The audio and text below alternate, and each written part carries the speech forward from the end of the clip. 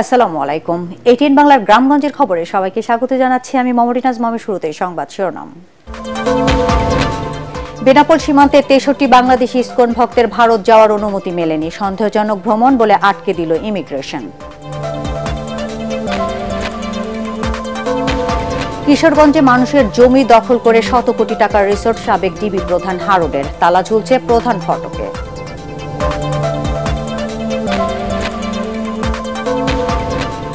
দেশ এখনো আওয়ামী শাসনের জঞ্জাল মুক্ত হয়নি। খুলনায় কর্মী সম্মেলনে জামায়াতের আমির। সকলকে ঐক্যবদ্ধ প্রয়াসের মাধ্যমে দেশকে এগিয়ে নেয়ার আহ্বান। 27 বছরেও পূর্ণাঙ্গ বাস্তবায়ন হয়নি পার্বত্য শান্তি চুক্তি, বলছেন পাহাড়িরা। সরকার ও জনসংহতি সমিতির মধ্যে বাড়ছে দূরত্ব। এবং 9 মাস বন্ধ থাকার পর কক্সবাজার সেন্ট মার্টিন রুটে জাহাজ চলাচল শুরু। খুশি পর্যটক ও ব্যবসায়ীরা। শুনছিলেন শিরোনাম, এবার বিস্তারিত। যশোরের বেনাপোল চেকপোস্ট দিয়ে ভারতে যাওয়ার সময় বাংলাদেশের 63 জন ইসকন ভক্তকে ভারতে যাওয়ার অনুমতি দেয়নি ইমিগ্রেশন কর্তৃপক্ষ। শনিবার সন্ধ্যা ও আজ দেশের বিভিন্ন জেলা থেকে ইসকন ভক্তরা ভারতে যাওয়ার জন্য বেনাপোলে আসেন। সকালে তারা ইমিগ্রেশনে প্রবেশ করলে পুলিশের পক্ষ থেকে তাদেরকে ভারতে যাওয়ার অনুমতি দেওয়া হয়নি। তারা জানান ধর্মীয় অনুষ্ঠানে যোগ দিতে ভারতে যাচ্ছিলেন। বেনাপোল ইমিগ্রেশন পুলিশের অফিসার ইনচার্জ ইমতিয়াজ মোহাম্মদ আহসানুল কাদের ভুইয়া জানান, সন্দেহজনক ভ্রমণ মনে করে 63 বাংলাদেশি যাত্রীকে ভারতে যাওয়ার অনুমতি দেওয়া হয়নি। কিশোরগঞ্জের মিঠামইনে নিরীহ ও সংখ্যালঘু পরিবারের জমি দখল করে শত কোটি টাকার প্রেসিডেন্ট রিসোর্ট বানিয়েছেন পলাতক সাবেক ডিবি প্রধান হারুনুর রশিদ। ছাত্র জনতার বিপ্লবের পর এটি কার্যত পরিত্যক্ত। পুলিশের চাকরি করে কিভাবে কোটি কোটি টাকার মালিক হলেন হারুন, তা জানতে চান এলাকাবাসী। কিশোরগঞ্জ প্রতিনিধি সাইফুল মালিকের চৌধুরীর রিপোর্ট, আর জানাচ্ছেন মনির হোসেন তপু।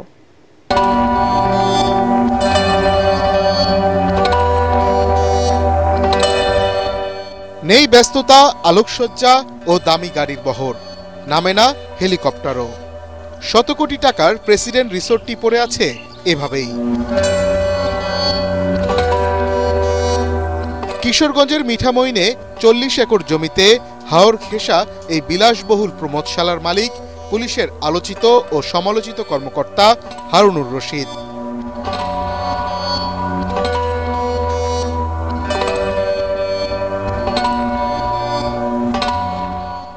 সরেজমিনে গিয়ে দেখা যায় রিসোর্টের প্রধান ফটকে ঝুলছে তালা। কর্মচারী থেকে তত্ত্বাবধায়ক কাউকে পাওয়া যায়নি। শুনশান ভুতুড়ে পরিবেশ, বিভিন্ন প্রাণীর চলাচলও বেড়েছে। অথচ স্থানীয়দের ভাষ্য, কিছুদিন আগেও সাবেক মন্ত্রী, এমপি, পুলিশ প্রশাসন, অভিনয় শিল্পী সহ ধন্যাঢ্যদের পদচারণায় গমগম করত রিসোর্টটি। ডিবি হারুন প্রেসিডেন্ট রিসোর্ট করতে গিয়া অনেকের জায়গা জমি এবং এর ভিতরে আমার দাদার সম্পত্তি ছিল অনেক। আমার দাদার নাম শ্রীকান্ত দাস। সম্পত্তি নিয়ে সে জোরপূর্বক এখানে জায়গা দখল করে প্রেসিডেন্ট রিসোর্ট করছে। সব কিছু লুটপাট এবং হাজার হাজার কোটি টাকা এরা উধাও করে নিয়ে গেছে, কিন্তু আমরা নির্ভয় কোনো কথা বলতে পারছি। স্থানীয়রা অভিযোগ করেন, ভয় দেখিয়ে অনেকের জমি দখল করে রিসোর্টটি নির্মাণ করেছিলেন হারুনুর রশিদ। আমার একটা জায়গা আছে প্রেসিডেন্ট রিসোর্টে, ওই জায়গাটা ডিবি হারুনে অনেকদিন ধরে দখল করে রাখছে, আমি যাইতে পারি নাই। 5 আগস্ট ছাত্র জনতার অভ্যুত্থানে পতন হয় শেখ হাসিনার। আওয়ামী লীগের অনেক নেতার মতো লাপাত্তা হারুনুর রশিদও। প্রেসিডেন্ট রিসোর্টটির ব্যবস্থাপনা পরিচালক হিসেবে দেখভাল করতেন হারুনের ছোট ভাই doctor Shahriar. Monir Hossain Topu, ATN Bangla. 21 August grenade হামলা মামলায় তারেক রহমান এবং আব্দুস সালাম পিন্টু সহ সকল নেতাকর্মীর হাইকোর্টের রায়ে খালাস পাওয়ায় টাঙ্গাইলে আনন্দ মিছিল ও মিষ্টি বিতরণ করা হয়েছে।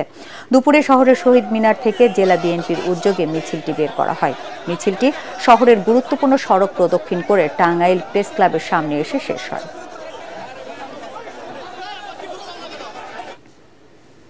দেশ এখনো আওয়ামী শাসনের জঞ্জাল মুক্ত হয়নি, তাই সকলের ঐক্যবদ্ধ প্রয়াসের মাধ্যমে দেশকে এগিয়ে নেওয়ার আহ্বান জানিয়েছেন জামায়াতে ইসলামীর আমির ডাক্তার শফিকুর রহমান। সকালে খুলনার ইস্টার্ন জুট মিল শ্রমিক ময়দানে খান জাহান আলী থানা জামায়াতের কর্মী সম্মেলনে প্রধান অতিথির বক্তৃতায় তিনি একথা বলেন। জামায়াতের আমির বলেন, এমন মর্যাদাশীল রাষ্ট্র গড়তে হবে যেখানে বিদেশি রাষ্ট্র বন্ধু হবে, প্রভু নয়। এতে বিশেষ অতিথি ছিলেন দলের সেক্রেটারি জেনারেল সাবেক এমপি অধ্যাপক মিয়া গোলাম পরোয়ার ও কেন্দ্রীয় নির্বাহী সদস্য যশোর কুষ্টিয়া অঞ্চলের পরিচালক মোবারক হোসাইন। কর্মী সম্মেলনে জামায়াতের কেন্দ্রীয় ও স্থানীয় নেতারা বক্তৃতা রাখেন। খুন-খারাপি, মিথ্যা মামলা, হামলা, রিমান্ড সবকিছু লুটপাট করে রাজনৈতিক নেতৃবৃন্দ প্রতিপক্ষকে সবকিছু দমন করে আমাদের ভোটাধিকার হরণ করেছে, রাজনৈতিক অধিকার হরণ করেছে, সংবাদপত্রের স্বাধীনতা যারা হরণ করেছে। 15.5 বছর নির্যাতিত জাতি বহু চেষ্টা করেছে সন্ত্রাসীদেরকে, ফ্যাসিস্টদেরকে ক্ষমতা থেকে তাড়ানোর জন্য, কিন্তু আমরা শেষ সফলতা আমরা দেখতে পারিনি। আমাদের গর্বের সন্তানদের হাতে আল্লাহ সেই সফলতা দান করেছেন। ডেমরায় পুলিশ কর্মকর্তার ছেলে রাজীবের 2 চোখ উপড়ে ফেলার মামলায় 5 আসামির যাবজ্জীবন কারাদণ্ড দিয়েছে আদালত। বাকি 4 জনকে খালাস দেওয়া হয়েছে। দুপুরে মহানগর দায়রা জজ আদালতের বিচারক এই রায় ঘোষণা করেন। তবে মামলার সব আসামি পলাতক রয়েছেন। 4 আসামিকে খালাস দেয়ায় অসন্তোষ জানিয়েছেন বাদীর আইনজীবীরা। মাদক ও সন্ত্রাসী কর্মকাণ্ডে বাধা দেওয়ায় 2008 সালের 27 নভেম্বর রাজীবকে তুলে নিয়ে 2 চোখ উপড়ে ফেলে সন্ত্রাসীরা।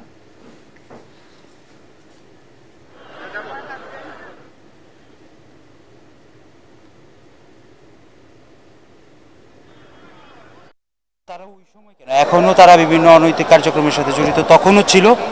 ওই সময় আমি ওদের বিরুদ্ধে প্রতিবাদ করছি, বিভিন্ন বিষয়ে ওদের সাথে মতানৈক্য হয়েছে। আমি ন্যায় বিচারের জন্য উচ্চ আদালতের দ্বারস্থ হব।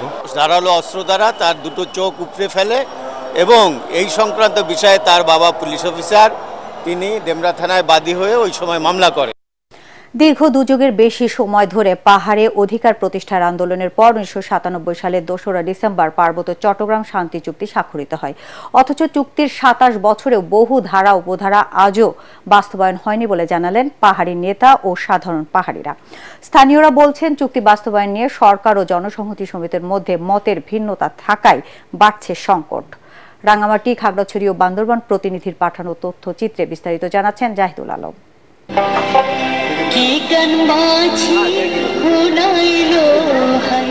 পাহাড়ে শান্তি চুক্তি স্বাক্ষরের পর পার হয়েছে 27 বছর। দীর্ঘ এই সময় পরিপূর্ণভাবে চুক্তি বাস্তবায়ন নিয়ে জনসংহতি সমিতির সাথে দ্বন্দ্ব ছিল বিগত আওয়ামী লীগ সরকারের। পার্বত্য চুক্তির 72টি ধারার মধ্যে 25টি ধারা বাস্তবায়িত হয়েছে, 18টি ধারা আংশিক বাস্তবায়িত এবং 29টি ধারা যেগুলো মৌলিক অত্যন্ত গুরুত্বপূর্ণ ধারা, এগুলো এখনো বাস্তবায়নের কোনো উদ্যোগ গ্রহণ করেনি সরকার। আশা করছি যে বর্তমান সরকার নতুন দিনের নতুন দিগন্তে, নতুন ধ্যান ধারণায় পার্বত্য চট্টগ্রামের সমস্যাকে সমাধান কল্পে অ্যাড্রেস করবে।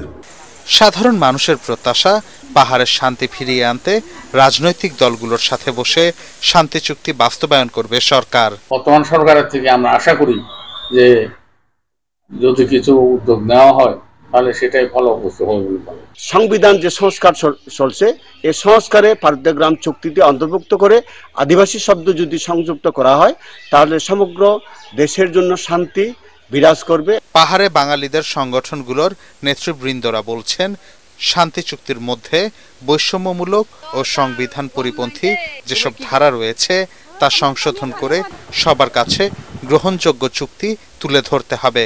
সাংবিধানিক যে সাংঘর্ষিক ধারাগুলো এই চুক্তিতে অন্তর্ভুক্ত করা আছে, ধারাগুলো পরিবর্তন করতে হবে এবং পার্বত্য চট্টগ্রাম আঞ্চলিক পরিষদ এটা এখন পুনর্গঠন করার সময় এসেছে।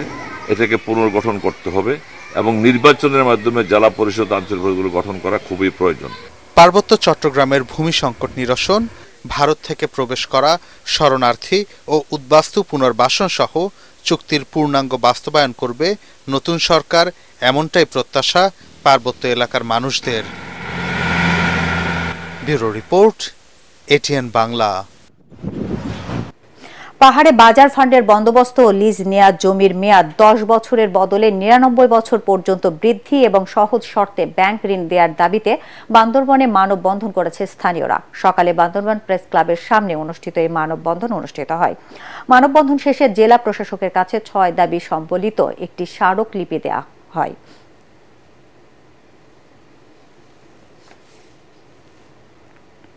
দীর্ঘ 9 মাসের বেশি সময় বন্ধ থাকার পর কক্সবাজার সেন্ট মার্টিন রুটে জাহাজ চলাচল শুরু হয়েছে।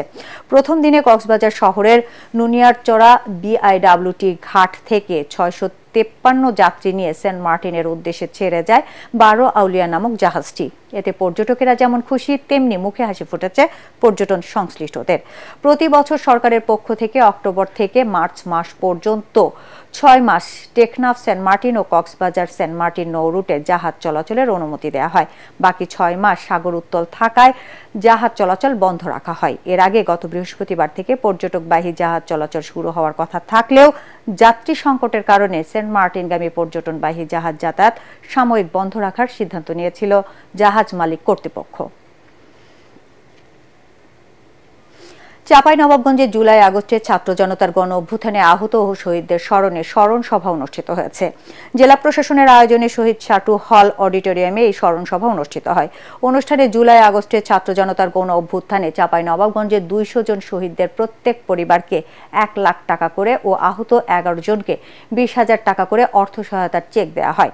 অনুষ্ঠানে প্রধান অতিথি ছিলেন জেলা প্রশাসক আব্দুল সালাম। এছাড়াও বক্তব্য রাখেন বৈষম্য বিরোধী ছাত্র আন্দোলন চাঁপাইনবাবগঞ্জ শাখার আহ্বায়ক আব্দুর রহিম। আন্দোলনে নিহত তারিকের পিতা আসাদুল ইসলাম, আহত ইমাম হোসেন সহ আরো অন্যান্যরা উপস্থিত ছিলেন। অন্তর্বর্তী সরকারের নেয়া বিভিন্ন পদক্ষেপ বাস্তবায়নে সশস্ত্র বাহিনীর অংশ হিসেবে নৌবাহিনীর সার্বিক সহযোগিতা অব্যাহত রেখেছে বলে জানিয়েছেন নৌবাহিনী প্রধান অ্যাডমিরাল এম নাজমুল হাসান। সেই সাথে নৌবাহিনীর সদস্যরা দেশের সার্বিক পরিস্থিতি স্বাভাবিক রাখতে স্থানীয় প্রশাসন ও আইন শৃঙ্খলা রক্ষাকারী বাহিনীগুলোতে সহায়তা করছে। সকালে পটুয়াখালীর বনৌজা শেরে বাংলা প্যারেড গ্রাউন্ডে 440 জন নবীন নাবিকের বুট ক্যাম্প প্রশিক্ষণের শিক্ষা সমাপনী কুচকাওয়াজ শেষে প্রধান অতিথির বক্তব্যে তিনি একথা বলেন। পরে তিনি কৃতিত্বপূর্ণ ফলাফল অর্জনকারী নবীন নাবিকদের মাঝে পুরস্কার বিতরণ করেন। নওগাঁয় বন্দোবস্ত পাওয়া সরকারি জমি ভয় ভীতি দেখিয়ে জবরদখলের চেষ্টার প্রতিবাদে মানববন্ধন করেছে ভূমিহীনরা। জেলার মান্দা উপজেলার আত্রাই নদীর তীরবর্তী সরকারি জমি বন্দোবস্ত নিয়ে চাষাবাদ করত ভূমিহীন কয়েকটি পরিবার। সম্প্রতি ওই জমি স্থানীয় প্রভাবশালীরা তাদের ভয় ভীতি দেখিয়ে জমি জবরদখলের চেষ্টা চালায়। এর প্রতিবাদে কসব ইউনিয়নের উত্তর চকবালু গ্রামের নদীর তীরবর্তী এলাকায় মানববন্ধন করে তারা। এ সময় উত্তর চকবালু গ্রামের কৃষক মনসুর রহমানের সভাপতিত্বে বক্তব্য রাখেন কৃষক দেলশাদ, ভূমিহীন সাইফুল ইসলাম, জালাল হোসেন ও মকবুল হোসেন সহ অন্যান্যরা। ছাত্র জনতার অঙ্গীকার নিরাপদ সড়ক হোক সবার, এই প্রতিপাদ্যে জয়পুরহাটে নিরাপদ সড়ক চাই এর 31তম প্রতিষ্ঠাবার্ষিকী উপলক্ষে র্যালি ও আলোচনা সভা অনুষ্ঠিত হয়েছে। শহরের শহীদ ডাক্তার আবুল কাশেম ময়দান থেকে র্যালিটি বের হয়ে জেলা প্রশাসকের কার্যালয়ের সামনে এসে শেষ হয়। পরে সম্মেলনের কক্ষে আলোচনা সভায় বক্তব্য রাখেন অতিরিক্ত জেলা ম্যাজিস্ট্রেট মহিউদ্দিন জাহাঙ্গীর, অতিরিক্ত পুলিশ সুপার মামুন খান চিস্তি ও নিরাপদ সড়ক চাই জেলা শাখার সভাপতি নূরে আলম। টানা 5ম দিনের মতো সাফারের বিরুলিয়ায় দত্তপাড়া এলাকায় ড্যাফোডিল ইন্টারন্যাশনাল ইউনিভার্সিটিতে অনুষ্ঠিত হচ্ছে স্পাহানি প্রথম আলো আন্তঃবিশ্ববিদ্যালয় ফুটবল টুর্নামেন্ট। আজকের খেলায় প্রথম রাউন্ডে অংশ নেন আমেরিকান ইন্টারন্যাশনাল ইউনিভার্সিটি, বাংলাদেশ বনাম আহসানুল্লাহ বিজ্ঞান ও প্রযুক্তি বিশ্ববিদ্যালয়। দ্বিতীয় রাউন্ডে ব্র্যাক বিশ্ববিদ্যালয় বনাম ইউনাইটেড ইন্টারন্যাশনাল ইউনিভার্সিটি অংশ নেন। তৃতীয় খেলায় অংশ নেন ইউনিভার্সিটি অব এশিয়া প্যাসিফিক বনাম International University of Business, Agriculture and Technology. এ সময় প্রথম আলো স্পাহানির ঊর্ধ্বতন কর্মকর্তারা উপস্থিত ছিলেন। খেলার মিডিয়া পার্টনার ATN বাংলা।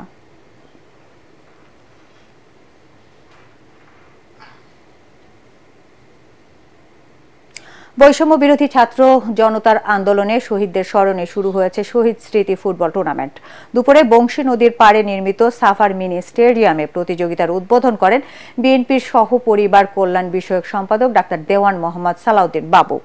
প্রথমবারের মতো আয়োজিত এই টুর্নামেন্টের মোট 8টি দল অংশ নিচ্ছে। খেলায় দর্শকদের পাশাপাশি সাভার ও আশুলিয়ায় ছাত্র জনতার আন্দোলনে নিহতদের পরিবারের সদস্যরা উপস্থিত ছিলেন।